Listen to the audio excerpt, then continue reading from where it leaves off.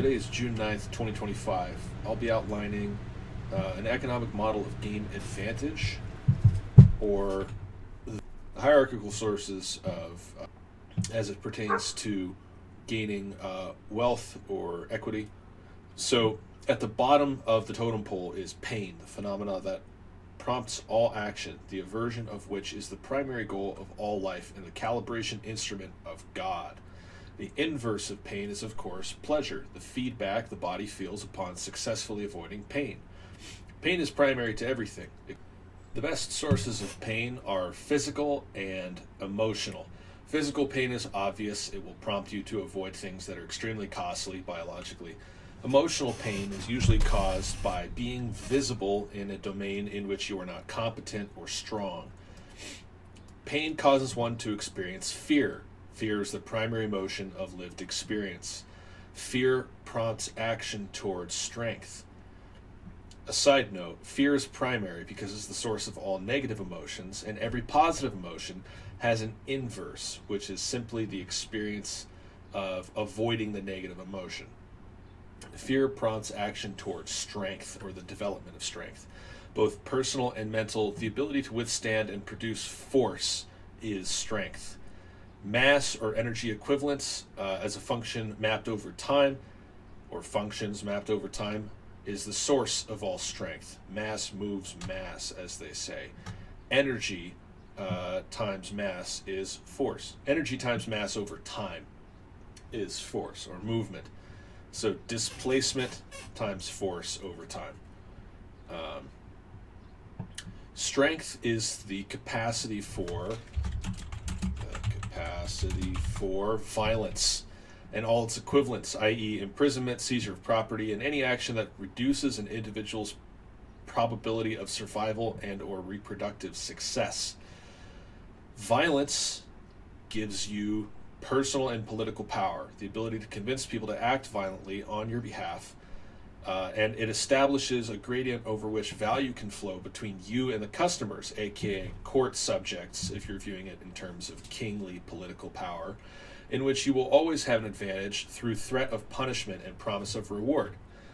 This is maintained by withholding reward and enacting punishment, giving credibility to your threats in a game theory sense. See credible threats on Wikipedia.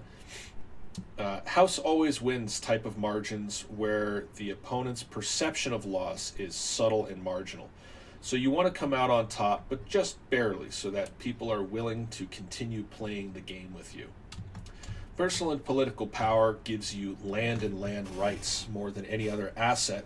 You control time and space and energy and mass and all of the equivalents. Food is energy. Food is developed on top of land or space over time. Land is primary to everything. The exclusive rights to develop land and to secure it, the ability to secure it, enforceable by violence or strength and political power. Land is everything. Land is at the bottom of all financial markets and assets. Every industry operates on land or over land, in between land, land and sea. I'm talking about the surface of the earth in general, whether it be aquatic or agrarian. Land is transformed into equity, or the possession of equity through goods, or the equivalent of goods, which is money and money equivalents, or any other universally transferable emblems of value which can be acknowledged as equity.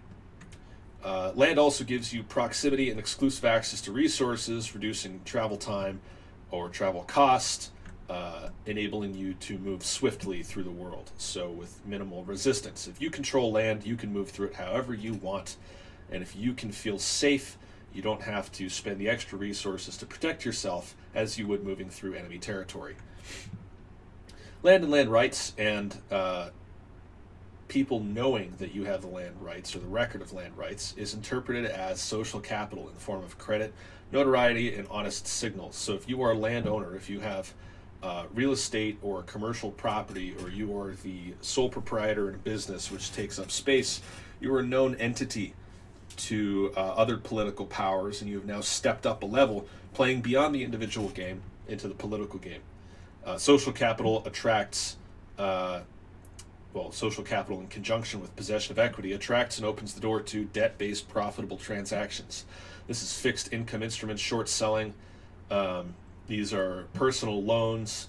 These are lines of credit. You may borrow money or you may lend money, but people will trust you to make money because you have the proof behind you that you know how to do that. And beyond possession of equity and debt leverage, you have now entered into the world of finance. You have available to you every financial instrument in some capacity.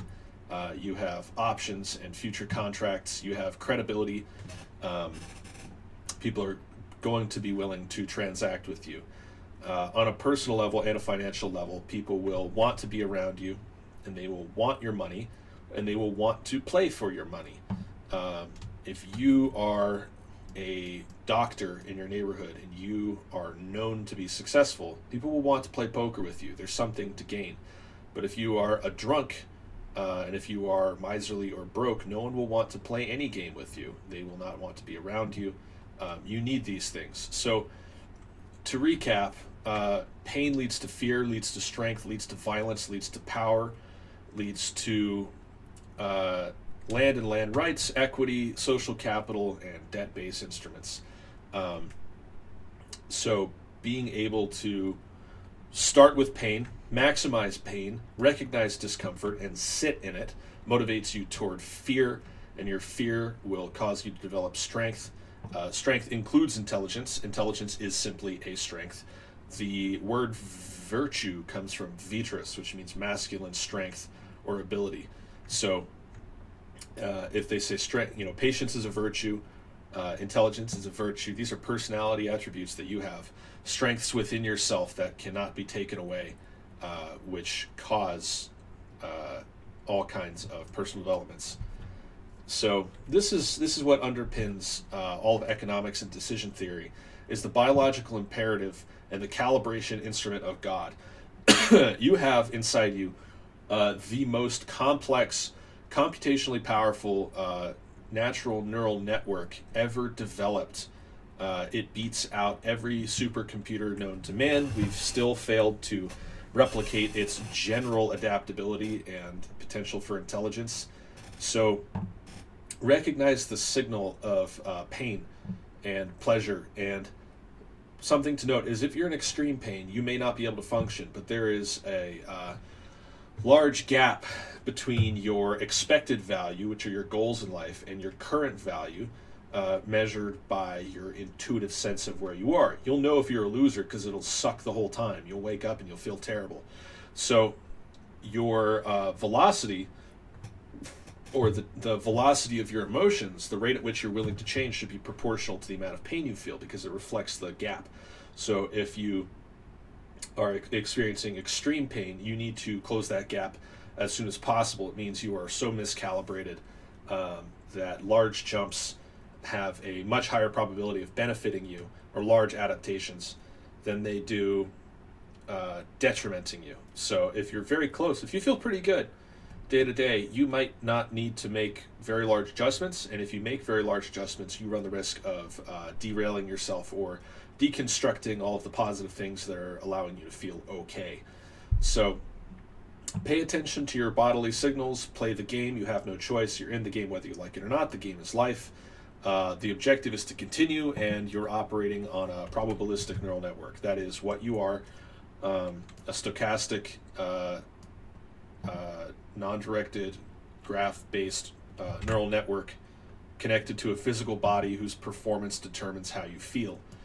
So recognize the game, play the game, lean into your fear and your pain, know what makes you feel good, seek more of it, and seek it in a way that maximizes your chances of survival and reproduction long term. That's it. Goodbye.